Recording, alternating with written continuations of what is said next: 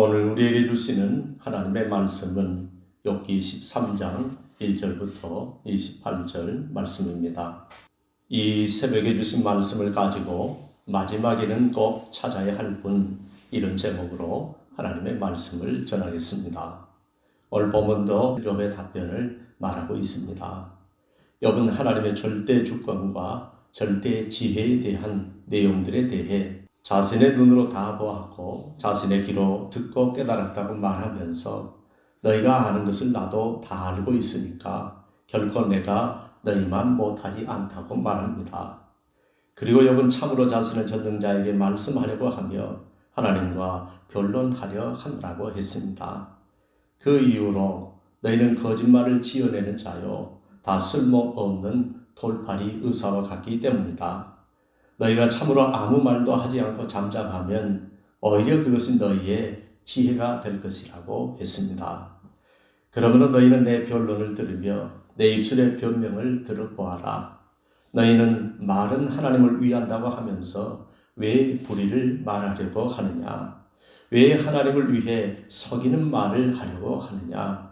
그러면서도 너희가 하나님의 낯을 따르려고 하느냐? 그분을 위해 변론하려고 하느냐고 했습니다. 즉 말도 안 되는 소리 좀 하지 말라는 말입니다. 그러면서 하나님이 너희를 감찰하시면 너희도 좋겠느냐? 너희가 사람을 속이듯이 하나님을 속일 수 있을 것 같으냐? 만일 너희가 몰래 속마음을 숨기고 얼굴을 내밀면 그가 반드시 책망할 것이니 그분의 존귀가 너희를 두렵게 하지 않겠느냐? 그분의 두려움이 너희들 위에 임하지 않겠느냐? 너희가 말하는 격언은 재같이 쓸모없는 속담일 뿐이고 너희가 너희의 주장을 방어하는 말들은 흙으로 쌓은 토성처럼 아무런 방패막이도 될 수 없을 뿐이다. 그러므로 너희는 잠잠하고 나를 내버려 두어 내가 말하게 하라. 나에게 무슨 일이 닥치든지 내가 당할 것이니까 제발 나 좀 가만히 두라고 했습니다. 그리고 욥은 내가 어찌하여 내 살을 내 이빨로 물고 내 생명을 내 손으로 지키려고 하지 않겠느냐.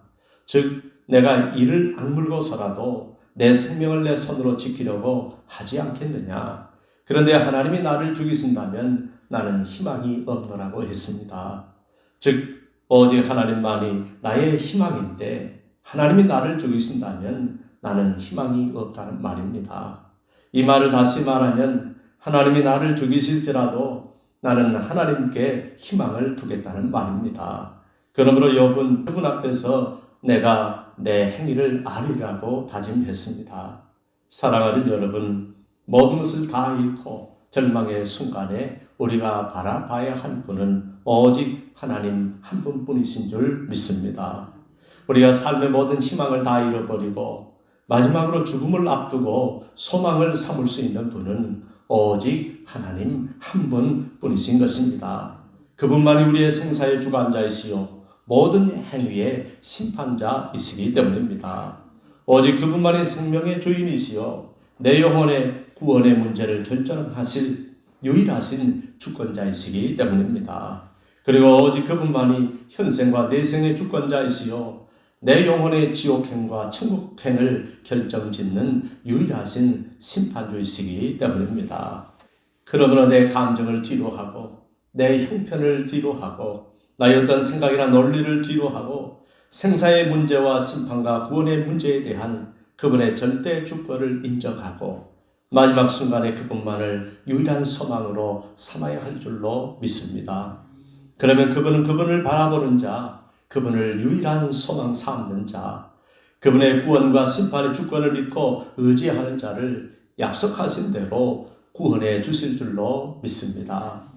이처럼 욥은 하나님만이 유일한 소망이요 마지막 소망이요 영원한 소망이요 절대적 소망임을 알았기에 하나님께 대한 신앙을 이렇게 고백합니다.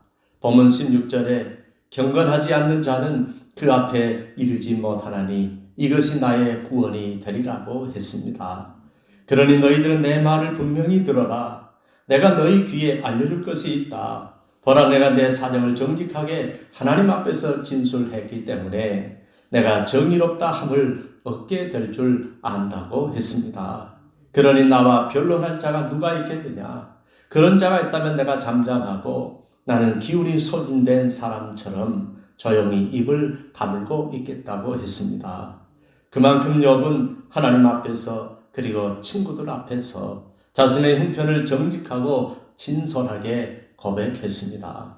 이런 이유들 때문에 욥은 너희들처럼 잘 알지도 못하고 남을 정죄하는 자들에게 변명하고 싶지도 않고 참으로 자신은 전능자에게 말씀하려고 하며 하나님과 변론을 하려고 한다고 말한 것입니다. 그리고 욥은 자신의 고난에 대한 분명한 이유를 알고 싶어 변론하듯이 하나님께 기도를 드립니다. 욥의 기도를 들어보면 하나님, 제가 하나님께 바라는 것이 두 가지가 있습니다. 저에게 오직 두 가지 일만은 행하지 마옵소서. 그리하시면 제가 하나님을 피하지 않겠습니다. 하나는 저를 치시던 하나님의 손을 이제는 거두어 주시고, 또 하나는 하나님의 위엄 때문에 제가 이렇게 두려워 떨지 않도록 해 주십시오. 그리고 하나님이 저를 불러 주십시오. 그러면 제가 대답하겠습니다.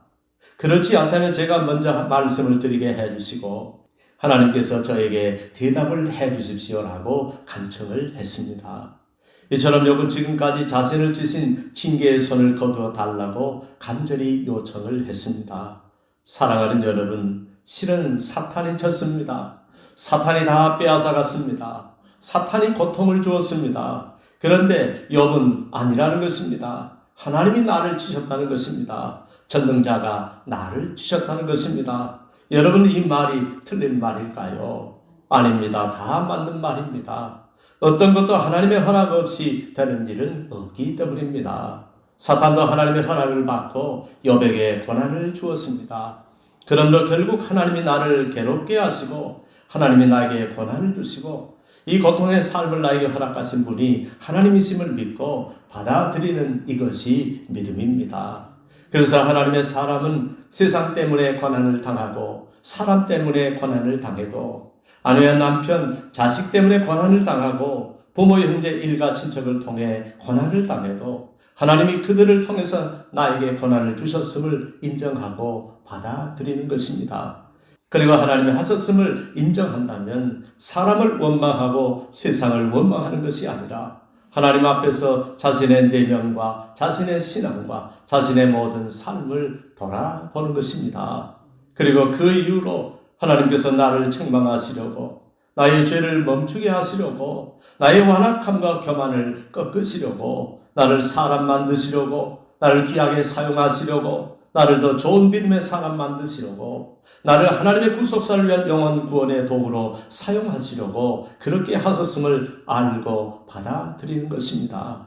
그리고 회개하는 것입니다. 그리고 변화되는 것입니다. 그리고 돌이키는 것입니다. 그리고 믿음으로 극복하는 것입니다. 그리고 믿음의 승리자, 고난의 승리자, 복음의 승리자가 되는 것입니다. 그렇게 믿음의 사람은 변화되고 거룩해지고 성숙한 믿음의 사람이 되어 하나님을 영화롭게 하는 믿음의 사람이 되어 가는 것입니다. 하나님은 그를 통하여 하나님의 역사를 이루어 가시고 그 사람에게는 하나님의 은혜와 복으로 채우시고 믿음의 가정과 믿음의 명문 가문의 축복을 내려주시는 것입니다. 그러므로 우리는 힘들지만 복음의 길을 가고 말씀의 길을 따라가고 믿음의 길을 걸어가야 할 줄로 믿습니다. 오늘 욥은 왜 사람들이 아니라 하나님과 변론하기를 원했고 하나님께 기도를 드리길 원했을까요? 사랑하는 여러분, 아무도 우리의 진심, 우리의 진실, 우리의 믿음, 우리의 억울함을 아무도 알아주지 않을 때는 결국 우리가 나아가야 할 분은 하나님 한 분뿐이라는 사실입니다. 사람들은 나를 몰라주고 내 진실을 안 믿어주고 나의 억울함을 안 알아줄 때 그때는 하나님을 찾으시기를 바랍니다. 하나님께만 여러분의 아픈 가슴을 가지고 나아가시기를 바랍니다. 구약의 한나는 자신의 해결되지 않는 억울함과 가슴 아픈 문제들을 가지고 하나님께 나아갔을 때 모두 다 해결받았습니다. 여러분도 그런 억울함과 고통 중에 있을 때 감당할 수 없는 고난 속에서 아무에게도 위로받을 수 없을 때 그때는 하나님께 나아가시기를 바랍니다. 그리고 하나님께 위로받으시고 하나님께 해결받으시기를 바랍니다. 그리고 여러분 하나님께 자신의 죄악을 알려달라고 기도를 드립니다. 여러분 자신의 죄가 무엇이고 자신의 허물이 무엇인지 너무나 알고 싶었습니다. 그래서 하나님께 기도로 묻습니다. 하나님, 저의 죄악이 얼마나 많습니까? 많은 줄로 압니다. 그러나 저는 그 죄가 무엇인지 잘 알지 못합니다. 저의 허물과 죄를 저에게 알려주십시오. 제가 지은 죄가 무엇입니까? 제가 무슨 잘못을 저질렀습니까? 제가 어떤 죄악에 연루되어 있습니까? 어찌하여 주님은 저에게 얼굴을 가리시고 저를 피하시고 저를 주님의 원수처럼 여기십니까? 주님께서 어찌하여 날리는 낙엽 같은 연약한 저를 놀라게 하시며 마른 건물같이 연약한 저를 뒤쫓으시나이까? 여러분 자신을 다스리시는 하나님을 이해하지 못합니다. 그리고 여러분 하나님은 저를 대적하사 죄로 인해 괴로운 일들을 기록하시며 제가 젊었을 때 지은 죄를 지금 받게 하시고 계십니다. 제 발을 착고에 채우시고 제가 가는 모든 길을 살피사 제 발자국까지 조사하고 계십니다. 주님께서 저에게 그리하시니 저는 썩은 물건이 더욱 낡아지는 것 같고요. 저는 마치 좀먹은 의복 같습니다 라고 기도했습니다. 여러분 도저히 자신의 고난을 이해할 수 없어서 하나님은 철없던 젊은 시절에 저지른 죄와 허물 때문에 용서치 않으시고 고난으로 심판하시는 분으로 오해하고 항변하고 있는 것입니다. 하지만 여러분, 하나님은 지은 죄를 회개하는 순간 다 용서하시는 분이십니다. 그리고 그 죄로 인한 징계를 받았다면 더 이상 묻지 않으시는 분이십니다. 동이서에서 먼 것 같이 우리의 죄가를 도말하시는 분이십니다. 그러므로 우리의 죄는 회개하는 순간 도말되는 줄 믿습니다. 여러분 너무 힘들고 괴로워 그리고 그 이유를 알지 못해서 혹시 내 죄를 기억하셨다가 그러신 것이 아니라면 그럴 리가 없다고 생각하고 하나님을 매정하신 분으로 단정하고 항변하고 있습니다. 이걸 보면 어떤 인생도 고난 앞에서 흔들리지 않는 인생은 없다는 사실입니다.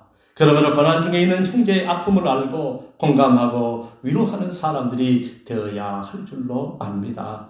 지금까지 내가 고난을 이기고 살 수 있었던 것은 그리고 지금도 고난 속에서 하나님을 떠나지 않고 믿음으로 살고 있다면 그것은 내 의지가 강해서가 아니라 우리 하나님의 놀라운 은혜와 섭리 때문임을 인정하고 늘 감사로 살아가시기를 바랍니다.